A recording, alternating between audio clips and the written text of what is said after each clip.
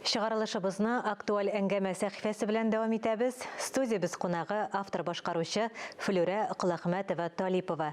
Әңгәмәне Миңназым Сәфәров алып бара.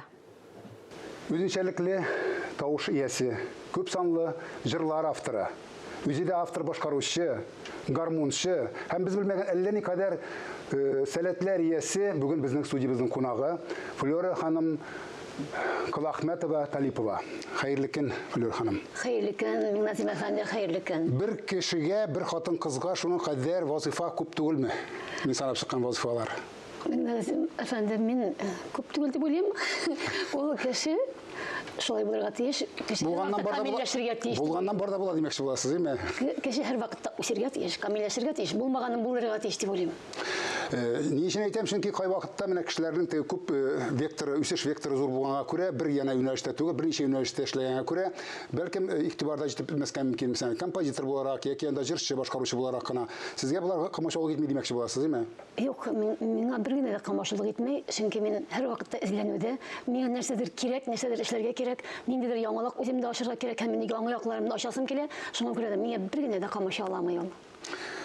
Сез эстрадага укытучылыкны ташлап, авылны ташлап килгән кешеме? Әлбәттә, экран ул сәхнә чыгарга теләмәгән хатын-кыз сирәктер инде, әйме? Танылырга теләмәгән хатын-кыз. Ләкин менә сез бу юлга нинди ният белән килеп кирдегез? Чөнки җырчылар бездә Аллага шөкер җитәрлек. Шуннан да һәр бер кеше сез әйткәндәй, һәр бер бала туганда ук моң белән туа. Һәр бер бала моң була ул. Татар баласы.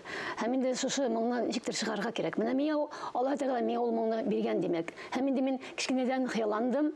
Шушы моңны эчендә яткан моңны чыгарга миңа бик күп теге шартлар булмаса да, бәлки үскән вакыттан инде барыбер үзлегемнән үсә үземнең аякка баса менә шулай шушы үземнең моңнарымны әкренләп чыгара килдем инде. Бөтен нәрсә эшләсәм дә миңа һәр вакытта аз һәм инде күбрәк үземне төрле яктан ачасым килде. Шигырьләр язып карау дисеңме, көйләр җырлап карау дисеңме, көйләр язып карау дисеңме, гармунда уйный дисеңме, алар барысы да Мине һәр вакытта ул нәрсәдер итерә, эчке көч, Алла Тәгалә миңа шушы көчне биргән икән, мин аны чыгарга тиештер инде. Шуңа күрә язмышыма язылган димәкче буласыз. Язмышыма язылган шей, аны мин чыгарга һәм күрсәтергә, үземдә генә калдырырга түгел, халыкка ала җиткәргә тиештер дип уйлыйм. Күпсенми без әлбәттә татарның эстрадасында артистлар күп, шуннан да аларның тыңлаучылары да үзенең һәр кайсының үзенеке, әйме? Әлбәттә. Менә сезне ни өчен тыңлаучыларыгыз яраталар? Менә шуның сәбәбен беләсем килә. Чөнки социаль челтәрләрдән укыганда сезнең турыда гел менә сыкланып, яратып язылган комментарийларны күрдем мин. Ни өчен яратам икән? Һәрбер җырчының чыннан да бездә шулар шугатлы күп. Ләкин аларның берсе дә аларның безнең татар эстрадасында камашауламыйлар. Булсыннар, күп булсыннар дип уйлыйм. Без бит татар мөхитендә үзебезнең халыкны, милләткә хезмәт итәргә тиеш. Һәр яклап та нинди генә кемнеңдер бәлки эстрада җырлары белән байта, кемдер анда башка төрле мөнәҗәтләр белән, кемдер менә минем шикеллеләр инде милли сәяси темаларга язып, ничек милләтпәрвәр буларак халыкка ниндидер аң бирәсе килә торгандыр. Шуңа күрә һәрбер кешенең үз минем үз юлым һәм инде мин бер тамашачыгызның күңелен шуның белән алгансыз булып чыга инде. Мишеннән да сезнең репертуарыгызда Фәүзия ханым Бәйрәмованың, Айдар абый Халимның патриотик дип әйтәбез, милләтпәрвәр шигырьләренә язылган җырларыгыз бар. Аларны да халык бик яратып тыңлый торгандыр дип уйларга кирәк.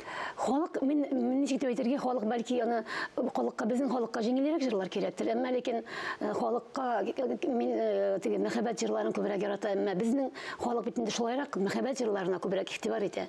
Әмма ләкин ул безнең халыкта милләт менә көрәш җырлары булырга тиеш дип уйлыйм. Чөнки без әгәр дә үзебезнең милләтебезне яратмасак, үзебезнең шушы милләтебезгә сөю юк икән, ярату юк икән, ничек итеп без милләтне үстерик? Без халыкка менә шы барыбер милләт буларак яшәсен өчен милләт, уның көрәш җырлары булырга тиеш. Һәм халыкта нинди рухын уятырлай җырлар булырга тиеш дип уйлыйм мин. Казан тамашачысында сөендергә уйлагансыз икән, кайда, кемнәр белән, ничек икән дә әйтеп китсәгез иде тамашачыларга. Менә Аллага шөкер, мин Казан тамашасына да үземнең чыгышларымны, җырларымны җиткерәсем килеп, менә 14 март көнне Чулпан мәдәни үзәгендә безнең концертыбыз булачак. Ул концертта инде бик күп минем җырларымны башкаручы бик күп җырчылар, Татарстанның халык артистлары, Татарстанның атказанган артистлары, һәм инде һәм башка артистлар башкаруында минем җырларым җырланачак, һәм инде шушы кичәдә катнашачак. Олар 125ләп артист катнашачак. Шуңа күрә дә бик кызыклы булыр дип уйлыйм. Татарстанның халык артистлары Миңгол Алиев, күрәсе килгән кешеләр булса, инде безнең мөхтәрәм, безнең шәхесебез, Татарстанның халык артистлары Римма Ибрагимова, Татарстанның атказанган артистлары Гөлдәния Хәрәуллина, Татарстан халык артисты Алина Шәрифҗанова. Һәм инде башка бик күп аларның исемнәрен санап тору бүген кирәк. Sizin җырларыгыз да бик күп. Минем җырларым да бик, аларның барысы да катнаша алмый әле. Монданың бер генә кичәге генә беренче катнашачагы. Амин, шулай булсын, иҗат чишмәгез саекмасын, тамашачыгызны яңадан-яңа иҗат җимешләре белән сөендергә язсын, исәнлектә күрешик. Алла бирсә. Рәхмәт сезгә, Минназим әфәнде, шушы чакыруыгыз өчен, һәм инде күрешергә язсын, хөрмәтле тамашачылар белән. Амин, шулай булсын. Бизәктә. Рәхмәт.